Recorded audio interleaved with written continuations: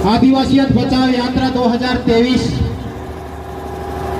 आज हमारे खरगोन जिले की ऐतिहासिक नगरी महादेव सिंहवेल के भिलट बाबा के मंदिर से प्रारंभ हुई है।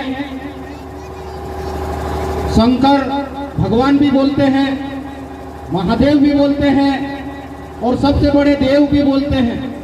अलग अलग इलाके में अलग अलग नाम से जाने जाने वाले और एक रमणीक स्थल, ऐतिहासिक स्थल, पर्यटक स्थल, जहां पर बारिश के समय में झरने का नजारा देखते ही बनता है। ऐसी जगह से इस यात्रा का प्रारंभ हो रहा है। तो हमारे साथ में जो नौजवान साथी चल रहे हैं, ऊर्जा का संचार पूरे यात्रा भर में ऐसे ही बने रहने वाला है। मैं नारे के साथ में छोटी सी बात आपके इस ऐतिहासिक नगरी में कहना चाहूंगा। नारे जरा जोर से लगाएंगे जिससे कि भोपाल और दिल्ली में बैठे हुए इस देश की सरकार को चलाने वाले लोगों के कानों तक आदिवासियों की आवाज को पहुंचा सके। अमोख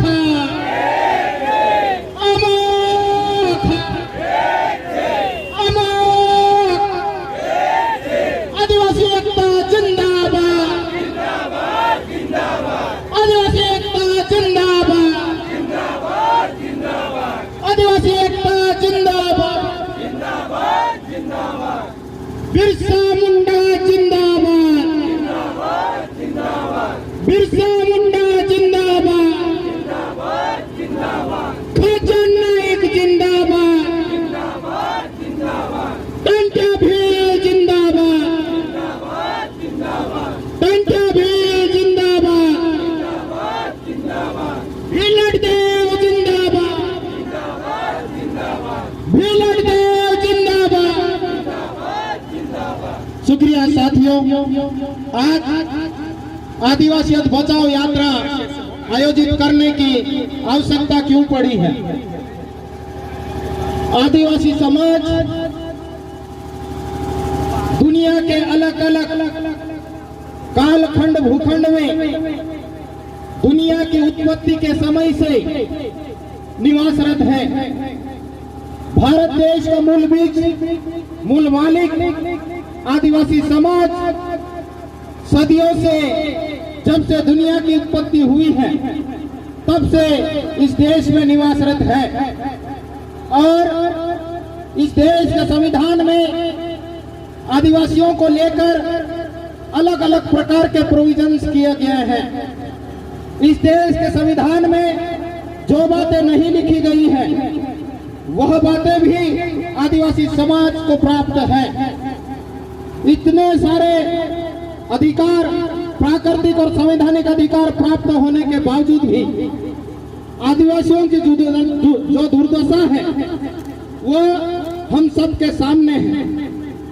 आदिवासी समाज सब कुछ होने के बाद भी आदिवासी समाज के इलाके में नदियां हैं, पहाड़ हैं, जमीन है, जंगल है, खनिज संपदा है और सूर्य की रोशनी भी सीधे सीधे आती है और हवा भी शुद्ध वायु प्रवाहित होती है। उसके बावजूद भी आदिवासी समाज के पास में खाने के लिए 2 वक्त की रोटी नहीं है, तन ढकने के लिए कपड़ा नहीं है, बच्चों को शिक्षा मिले उसके लिए पैसा नहीं है, बीमार हो जाए तो इलाज के लिए पैसा नहीं है और अपना जीवन खुशी से व्यतीत कर सके उसके लिए संसाधन नहीं। आखिर क्यों? तो आदिवासी समाज सदियों से ही भोला रहा है और मानवता और इंसानियत को लेकर चलने वाला रहा है।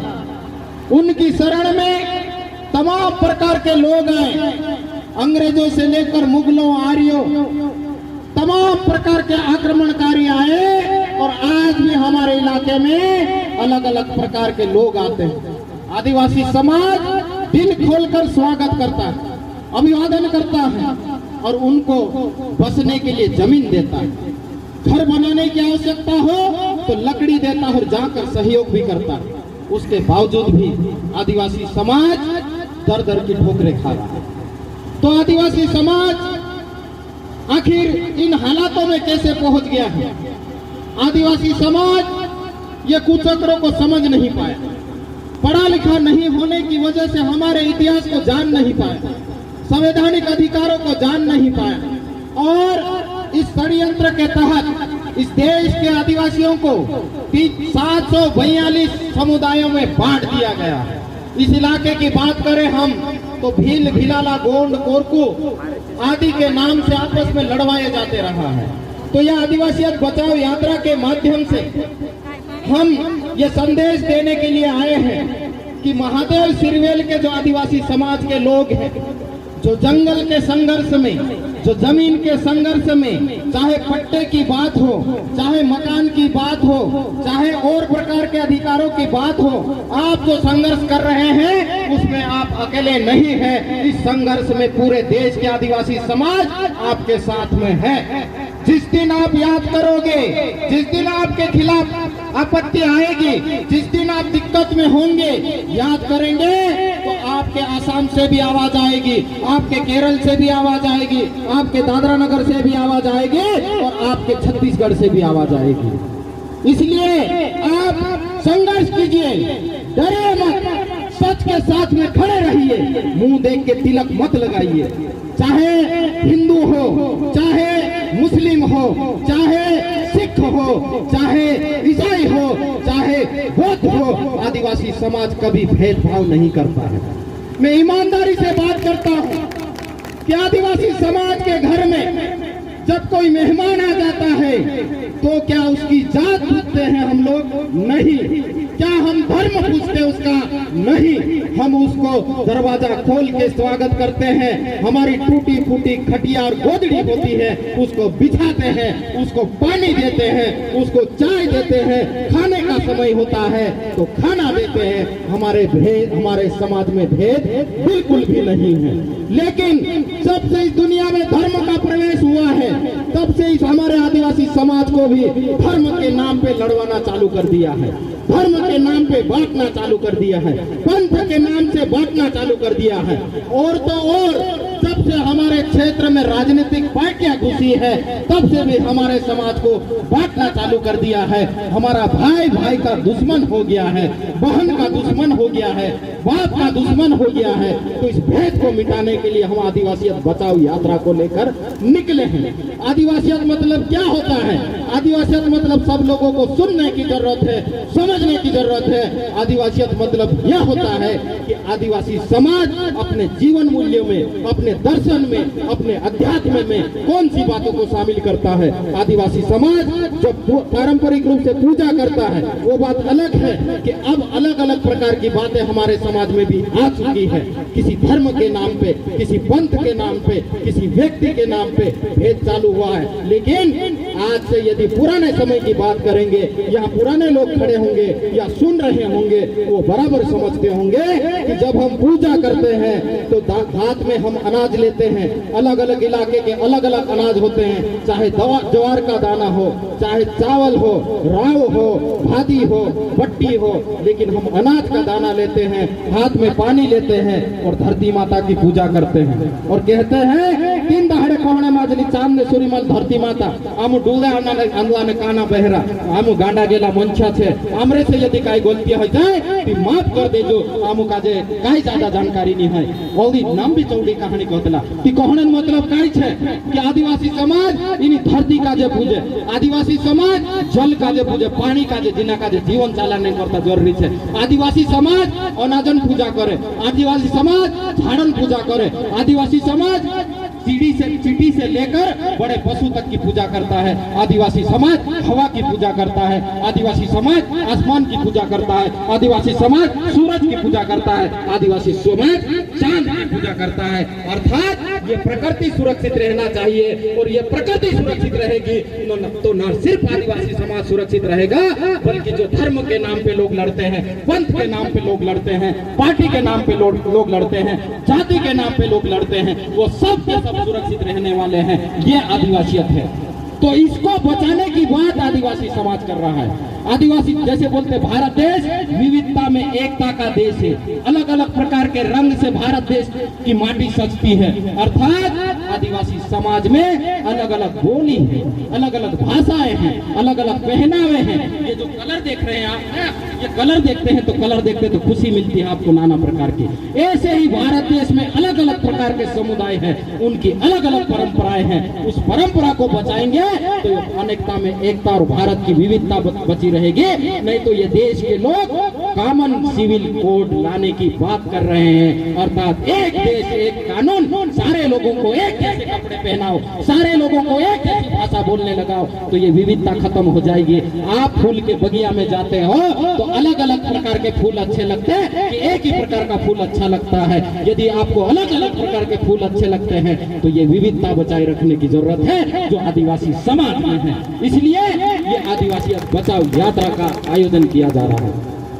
दूसरी बात कि सब लोग अलग अलग विचारधारा को लेके आते हैं और अपना अपना आधिपत्य स्थापित करना चाहते हैं, अपनी सत्ता स्थापित करना चाहते हैं, इसलिए लोगों को उनसे डर लगता है। लेकिन जो आदिवासी विचारधारा है वो सबको जीने का अधिकार देती है, सबको सम्मान पाने का अधिकार देती है, सबको इज्जत से रहने का अधिकार देती है। और आदिवासी समाज की विचारधारा सबको खाने को मिले, पीने को मिले, चलने को मिले और खुशहाली बनी रहे, ऐसी विचारधारा आदिवासी समाज की है। इसलिए आदिवासी विचारधारा को लेकर दुनिया के तमाम विचारधारा को लड़ने की जरूरत नहीं है, डरने की जरूरत नहीं है। इस विचारधारा को आगे बढ़ाइए, आपका भी अस्तित्व बचेगा और हमारा भी अस्तित्व बचेगा। आने वाले समय में हम लोग खुशहाली से रह सकेंगे। नहीं तो विगत 2 सालों से हम लोग कोरोना जैसी महामारी से लड़ रहे हैं, बिलख रहे हैं। हमने कई भाइयों को खो दिए हैं, कोई माता बहनों को खो दिया है, कोई भी काम नहीं आया है। न तुम्हारा मस्जिद काम आया, न तुम्हारा मस्जिद काम आया, न तुम्हारा मंदिर, न तुम्हारा गिरजाघर, न तुम्हारा गुरुद्वारा, सब ताले लग गए थे। तब ये डॉक्टरों की क्लिनिक और दवाखाने काम आए थे। ये वैज्ञानिकता है और यही चीज आदिवासी समाज में है। वो किसी के ऊपर निर्भर नहीं था, इसलिए इतिहास में हमारे मंदिर नहीं मिलेंगे, हमारे मस्जिद नहीं है, हमारे गिरजाघर नहीं है, हमारे ऐसे कोई पहचान की कोई चीज नहीं है। क्यों? क्योंकि हम प्रकृति पे विश्वास करते हैं और आस्था हमारी इस प्रकृति पर है। इसलिए हम लोगों को लड़ाने का, बांटने का काम मत कीजिए, बंद कर दीजिए। ये निर्मल स्वच्छ पानी है, जिसमें मिला दे, जिस कलर में मिला दे, मिलने वाला है ये आदिवासी समाज। इसलिए इसको किसी से एक तरफ ले जाके किसी में मिलाने का काम जो चल रहा देश में, उसको बंद करना चाहिए। ये संदेश देने के लिए हम लोग देश के अलग अलग कोने से निकल रहे हैं। और आदिवासी समाज, ये सत्ता, पार्टी, पक्ष, ये सब आते जाते रहेंगे, इसकी चिंता कतई नहीं करना है। लेकिन इस दुनिया में जो आदिवासी समाज में है, मानवता, इंसानियत, भाईचारा, संवादिता, सामूहिकता, स्वतंत्रता, ये जो चीजें हैं, इसको जो बचाने की बात है, इसलिए इसको डरने की जरूरत नहीं है। आदिवासियत के साथ में चलिए, तुम्हारा भी अस्तित्व बचेगा और हमारा भी अस्तित्व बचेगा। तो मैं ज्यादा लंबी बात न करते हुए, क्योंकि और भी जगह पे जाना है हम लोगों को, और ये जो आदिवासी समाज काम कर रहा है, मैं इस इलाके के लोगों को कहना चाहता हूँ, इस इलाके में जिनका अन्न पानी लिखा है और इस इलाके के लोगों की वजह से आपकी बिल्डिंगें बनी है, खुशहाली से रह रहे हैं, तो इसको दुश्मन की नजर से मत देखिए, दोस्त और मित्र की, भाईचारे की नजर से देखिए। ये आदिवासी समाज दिल खोल के सहयोग करता है और नाना प्रकार के दुष्प्रचार करना बंद कर दीजिए कि संगठन वाले आएंगे, भड़काएंगे, लड़ाएंगे और हिंसा करवाएंगे। नहीं, आदिवासी समाज में हिंसा कभी भी नहीं रही। अपनी सुरक्षा के लिए तीर, कमान, फालिया, गुलाड़ी रख लेते हैं, लेकिन बंदूक, गोला, बारूद किसने बनाया ये हमको बता दीजिए। बंदूक, गोला, बारूद, मिसाइलें, परमाणु बम आखिर किसने बनाए? आदिवासियों ने बनाए हैं? नहीं।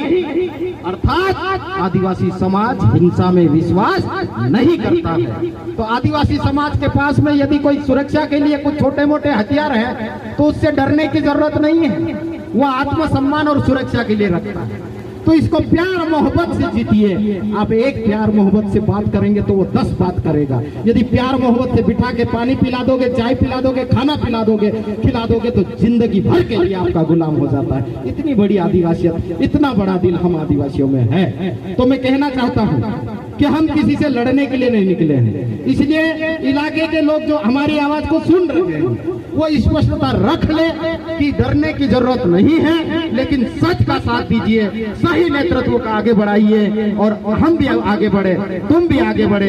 ये दुनिया सुरक्षित रहेगी तो ही हम बचने वाले हैं। नहीं तो आप बहुत सारे जमीनें इकट्ठी कर लोगे, बहुत सारे पैसा इकट्ठा कर लोगे, बहुत सारा सोना चांदी इकट्ठा कर लोगे, कोई भी काम आने वाला नहीं है।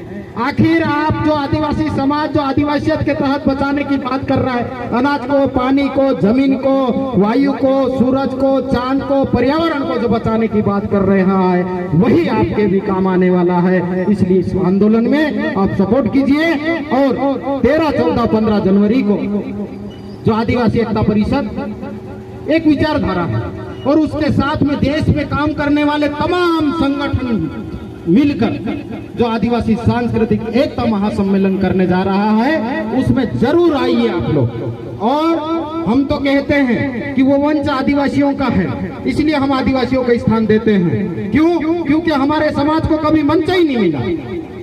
दूसरे लोग बात करते और हमारे लोग नीचे रह के तालियां बजाते। इसलिए अब हम धीरे धीरे देश में अपना मंच खड़ा कर रहे हैं। बोलने का अवसर नहीं मिलता है, लेकिन सुनने का अवसर देश के तमाम प्रकार के लोगों को मिलता, चाहे हिंदू हो, मुस्लिम हो, सिख हो, जैन हो, बौद्ध हो, कोई भी जाति का हो, कोई भी धर्म का हो, सबको सुनने का अवसर मिलता है। आप लोगों को सादर निमंत्रण है और इस गांव के लोगों ने हमको बड़ा प्यार दिया। इससे पहले भी हम शायद 2016 में निकले थे, यहीं से निकले थे, इसी रोड से निकले थे।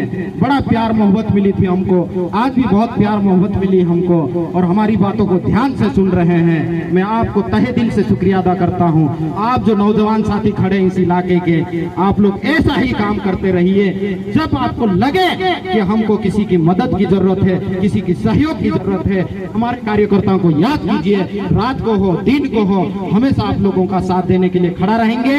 मैं इतनी बात कह के अपनी बात को खत्म करता हूं और एक नारा लगाऊंगा मैं, जरा ध्यान से सुनना उसको। अरे कमाने वाला खाएगा, लूटने वाला खाएगा, नया जमाना आएगा, कौन लाएगा? हम लाएंगे, हम लाएंगे। अरे कमाने वाला, अरे कमाने वाला, अरे कमाने वाला, लूटने वाला, लूटने वाला, लूटने वाला, नया जमाना आएगा, नया जमाना आएगा, नया जमाना आएगा।